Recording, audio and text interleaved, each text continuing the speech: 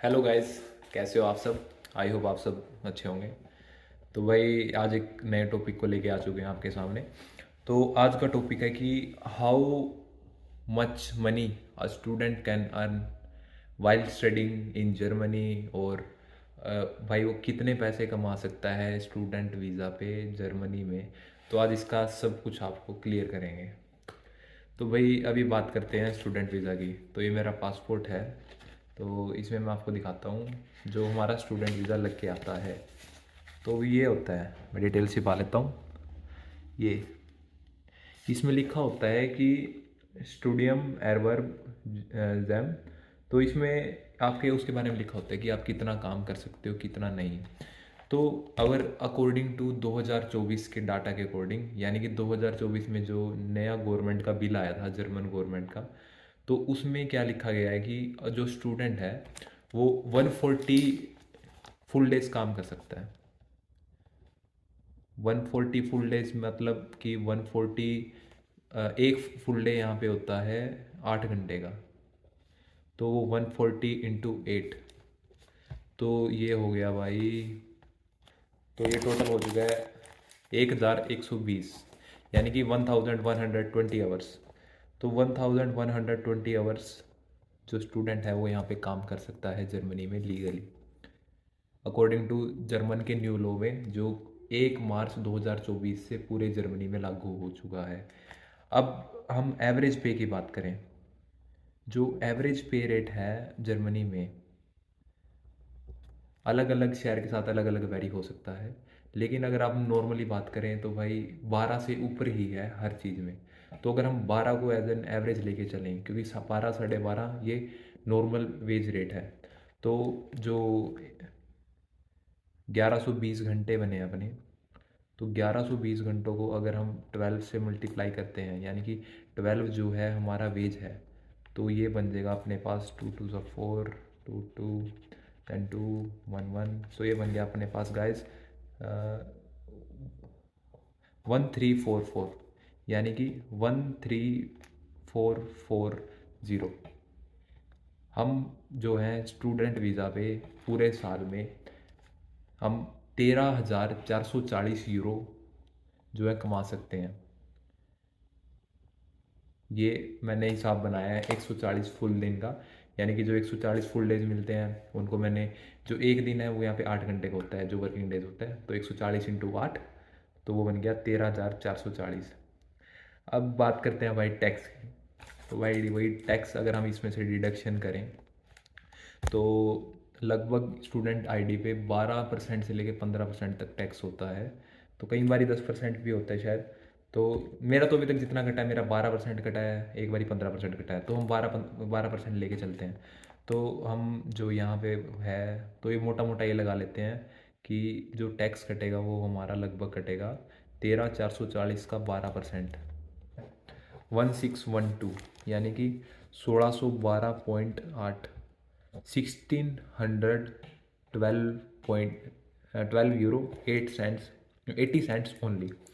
तो ये हमारा हो चुका है जो हमारा टैक्स कटा है। तो हमने टोटल कमाए थे 13,440। तो इसमें से 1612 हमारा टैक्स कटा है। तो 1612 हमारा टैक्स कटा है। तो बाकी का जो बचा अमाउंट है वो हमारे पास बच गया।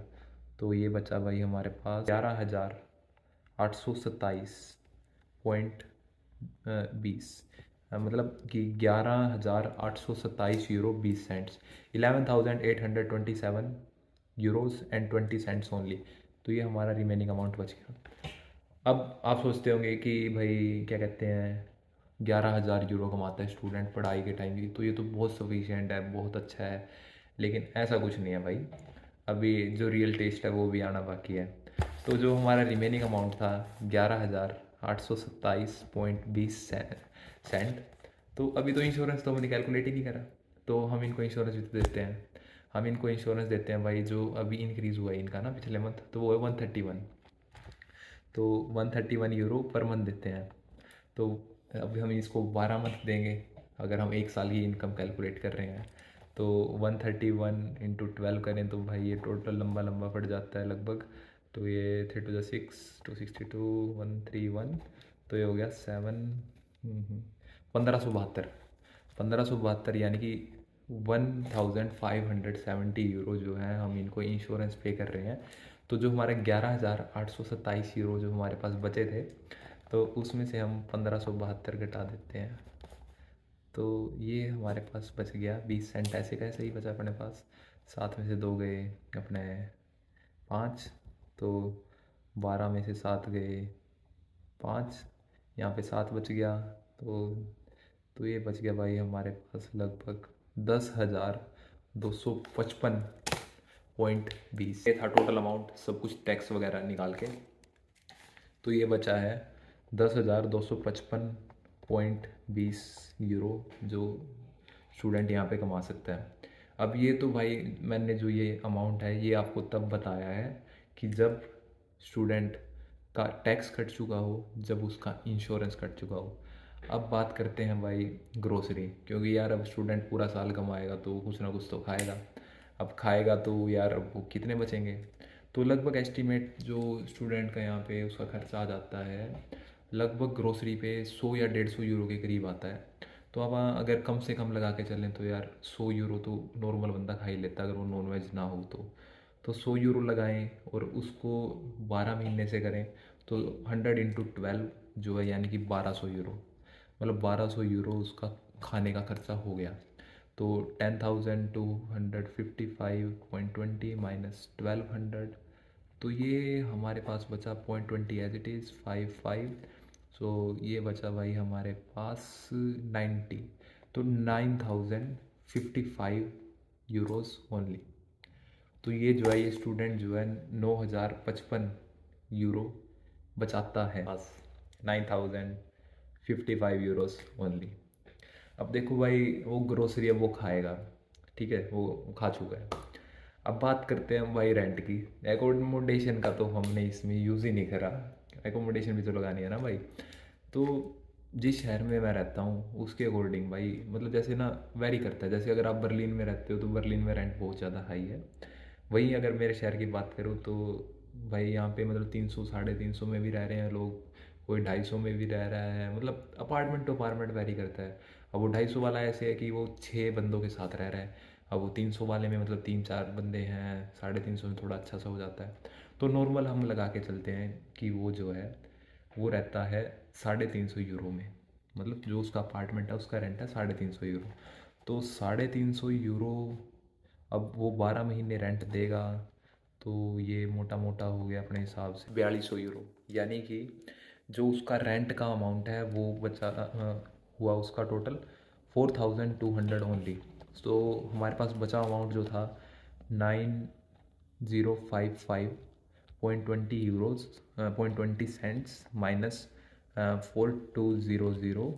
तो ये हमारे पास टोटल हुआ लगभग मोटा मोटा ये हो गया ये हो गया गाइस।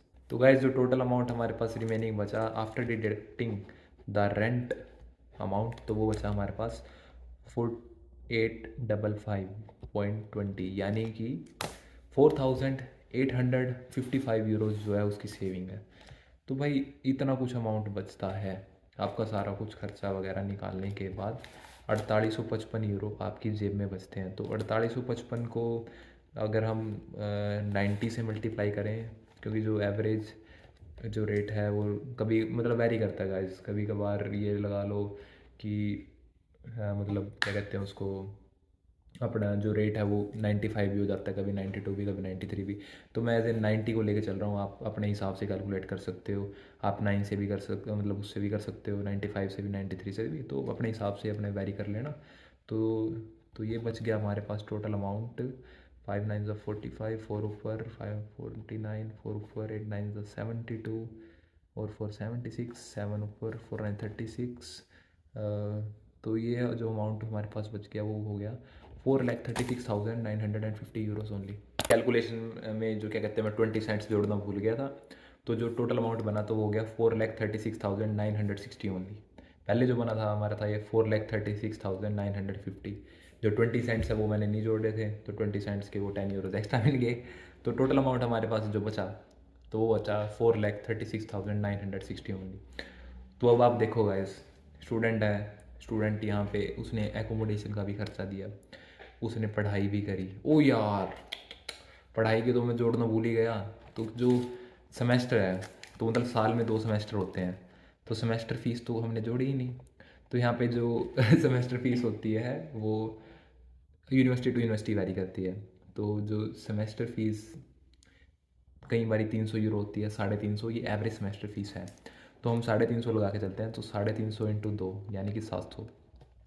तो 700 को अगर हमें 90 से सीधा मल्टीप्लाई कर देता हूँ तो ये हो गया 63,000। तो जो हमारा जो अमाउंट बचा था 4,36,960 में से मैं 63,000 यहाँ पे घटा देता हूँ, तो मेरे पास जो अमाउंट बचा, तो वो मेरे पास अमाउंट बचा, 1 मिनट मेरा पेज फुल हो गया मेरे को यहाँ पे करना पड़ेगा। 4,36,960 माइनस 63,000 या, तो ये हमारे पास बचा 960 एज इट इज़। तो 3 और ये हो गया 3,73,3960 ओनली। तो ये हमारे पास जो टोटल अमाउंट बचा, तो भाई ये लगभग अराउंड 3,75,000 के आसपास जो हमारे पास अमाउंट जो है वो बचता है। तो ये कमाता है स्टूडेंट्स यहाँ पे। जो एग्जैक्ट अमाउंट है वो बचा 3,73,960 ओनली, यानी कि इंडियन रुपीज़ में जो इंटरनेशनल स्टूडेंट है वो साल में सिर्फ 3,73,000 रुपये कमा सकता है अपना सारा कुछ खर्चा वगैरह निकाल के।